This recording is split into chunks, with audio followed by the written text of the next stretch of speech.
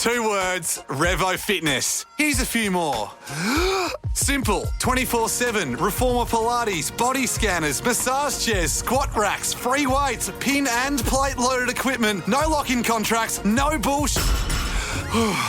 All of that and more from just $9.69 a week. That's surprisingly affordable. Join now at Revo Fitness Blair Athol or download the Revo Fitness app. RevoFitness.com.au or find the Revo Fitness app in the App Store. This is Shaun Sport in podcast form. Bit of footy news. You might have seen Tim Kelly on the news last night from the West Coast Eagles, and he's playing for the Indigenous All-Stars, which they're very proud to be able to represent First Nations people this weekend, Saturday, when the game gets underway at about 4:40 our time here. You better not get hurt or I'll be furious. Yeah, well, he's a great player for the West Coast Eagles, but he was saying on the news last night that it's been a difficult few years. It's probably been about 3 years in a row where the West Coast Eagles have struggled to win games, and because he's been almost a face of the change that happened a few years ago when he was traded to the West Coast Eagles for a number of first-round draft picks. A lot of people have pinned him for that. Oh, what? Blaming him for the personally. fail. Yeah, a lot of people have said, we gave up too much for Tim along the journey. They're all failing. He was always been a really high-quality player and continue will be, and he's a really good person, actually. I thought he played really well last season. He had a good season. He had a ripping season. One man can't turn of course they can't. turn everything around. But he held up his end of the bargain last season. It must be really hard to be from a previously so successful team, and the Wildcats probably feeling that as well when you're having an extended bad performance. And it'd be like being in a bad relationship and you're going to counselling and it just won't stick. It doesn't matter what you do. Here's Tim talking about the past couple of years. I'd be lying if I said my love of the game hasn't been great over the last couple of years. So for me, I'm just, obviously there's a lot of contract talk and this and that, but I'm just, trying to love the game again. It's been a tough few years, and I'm not the only one. There's, everyone here has been working really hard and not really getting much reward. So it's been frustrating, to say the least, but it's got to turn around eventually. And also, he came from a very successul team. So, I don't know. That makes it tough. It must be hard to find the spark. You know what I mean? Yeah. And I know that, professional athletes do it. But, it happened to us when we first started here at Nova. No one wanted Nova in Perth. It was it was a change. And we were basically doing the show to 5 different people. Sandy from Caversham, hello, if you're still listening. Literally, they would ring up the entire time. And it was a real struggle. And then sometimes it was like, oh, my God, it was just like shouting into nothing. Yeah, Nathan, it's a really good point. Yeah. But you had to really dig in to find something to, Yeah, I remember Chris Connolly having, he was big on quotes, and he used to say that for every lick... I've heard this one. You've told me. Go. For every lick of the ice cream, you get 10 kicks in the arse, and that's the point with the West Coast Eagles at the time, and probably Tim at the moment. There's not many good times at the moment, and you feel like you're just getting taken down every time you turn out to the pitch. But there'll be a moment in time, whether that's next year or the year after. It certainly won't be this At least year. the paper will be nice to them. Well, as long as Harley is the front page, no one else gets a look in, and everyone's okay to go about their grocery shopping. Why are we so quiet with the Harley news right now, by the way? What's going on? Because the whole media landscape seems to have left him alone. There was a photo of him the other day, I think it was yesterday, but it wasn't about him, but they used the photo as clickbait, but it wasn't about him. So what's that about?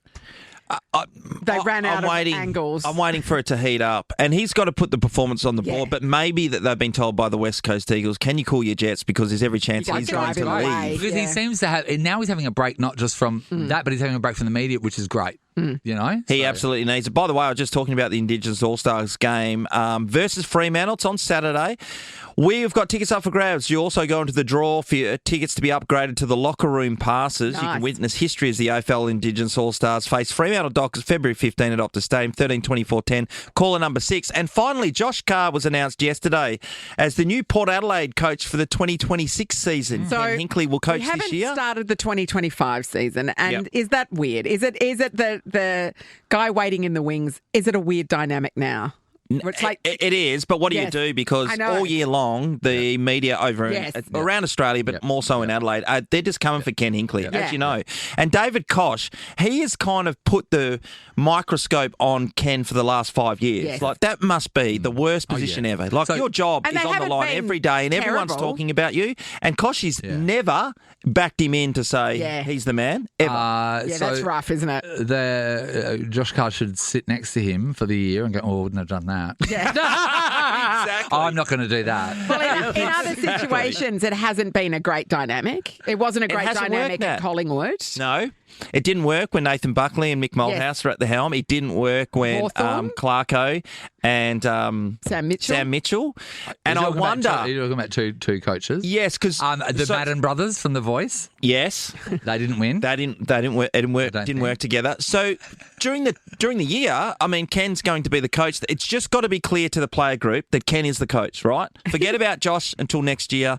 He's the assistant coach. It's just got to be Josh clear. would be like, oh no, do this. I will say on Josh Carr's behalf, it was an absolute pleasure playing with both brothers when I played at the Dockers because apart from their great knowledge of the game and their competitive spirit, what Josh will bring to that football club and any football club if he was coaching, and some coaches, I don't think they have this as much these days. He brings an absolute ruthlessness that you need to have in Which one was the elite annoying one sport. of the Carr brothers? Who was the real pest? Oh, it was Josh. It was Josh. Yeah. How about the Carr sister, Susanna? How did she go?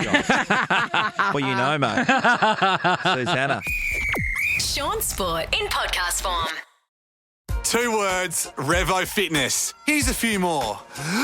Simple, 24/7, Reformer Pilates, body scanners, massage chairs, squat racks, free weights, pin and plate loaded equipment, no lock-in contracts, no bullshit.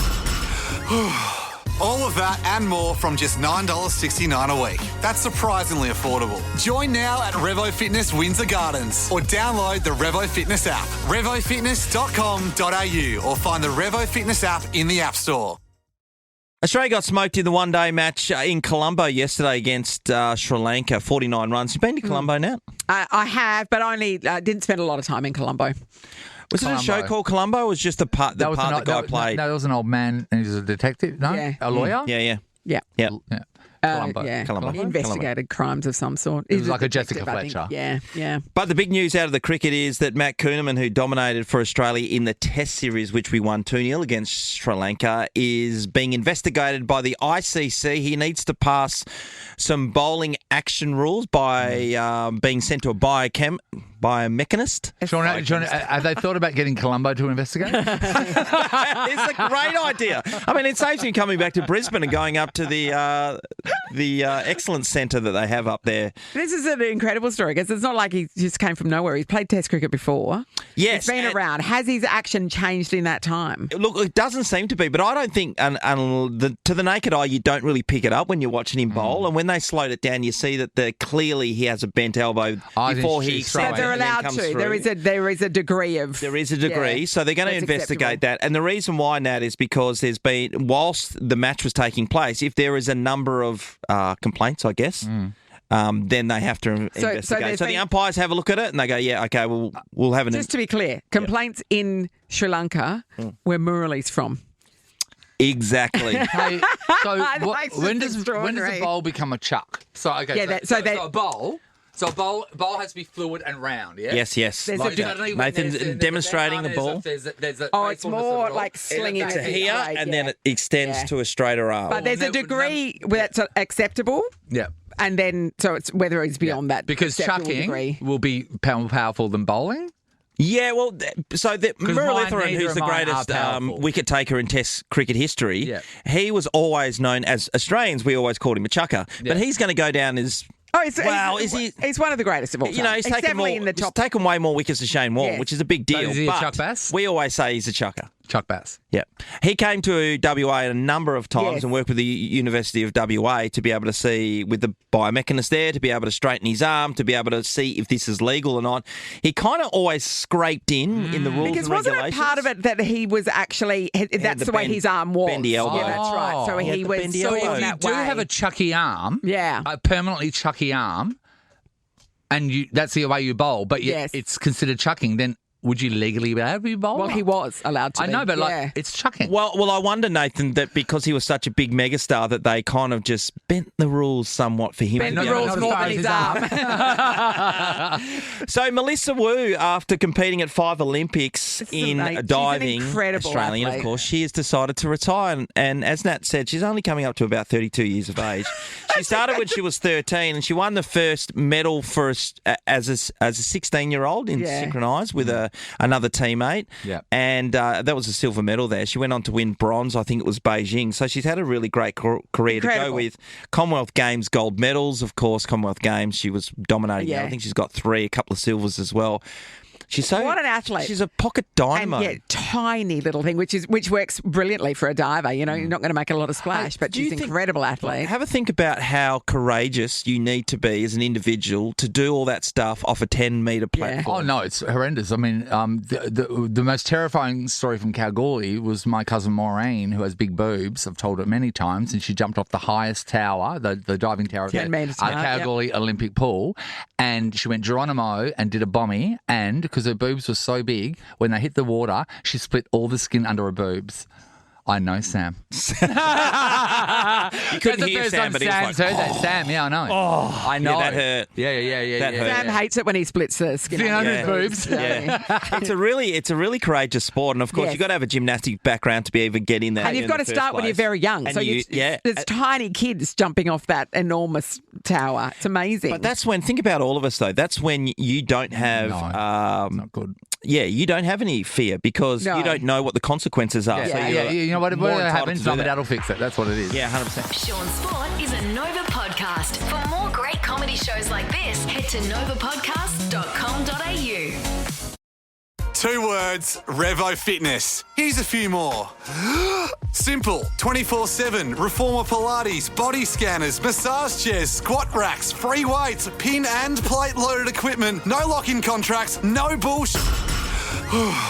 All of that and more from just $9.69 a week. That's surprisingly affordable. Join now at Revo Fitness Blair Athol or download the Revo Fitness app. RevoFitness.com.au or find the Revo Fitness app in the App Store.